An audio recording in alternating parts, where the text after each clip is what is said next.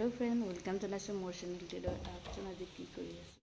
সকলোৰে বিহু আহে মানুহৰো গৰু ছাগলীও তেনেদৰে আজি বাইক স্কুটি গাড়ীবোৰ আহিছে ইয়াত আমি হাজু হৈছো আজি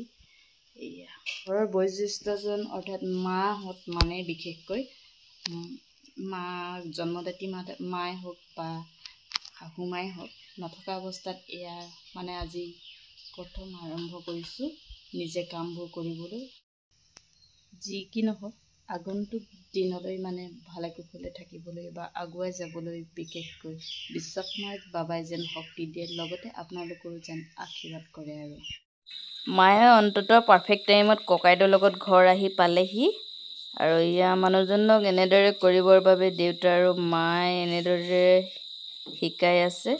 আগে পিছে তেনেদৰে ভালকে কৰি পোৱা নাই অভ্যাস নাই যিহেতু এইবোৰ কামত লাহেকে আৰু আগভাগ ল'বলৈ আগবাঢ়িছে কাৰণ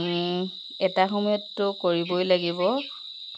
কাৰণ সকলো সময়তে সঁহাৰি পোৱা নাযায়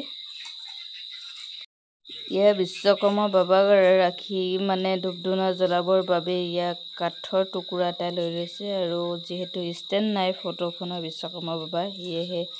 এনেদৰে ৰাখি ইয়াত ধূপ-ধূনা জ্বলাব লৈছে আৰু মা দেউতাই কেনেদৰে কৰিব লাগে তাৰে উপদেশ দি আছে আৰু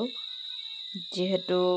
ধূপ-ধূনা জ্বলাই পূজা পাতল কৰিব মেৰা দেখি ককাইদেউ অলপ লাজ কৰিছে তলমূৰ কৰিছে ইয়া আমাৰ দাদা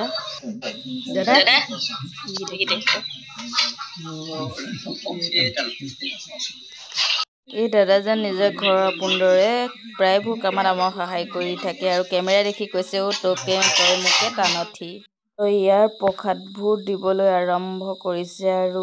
এক্সপিৰিয়েঞ্চ নাই আগে পিছে যিহেতু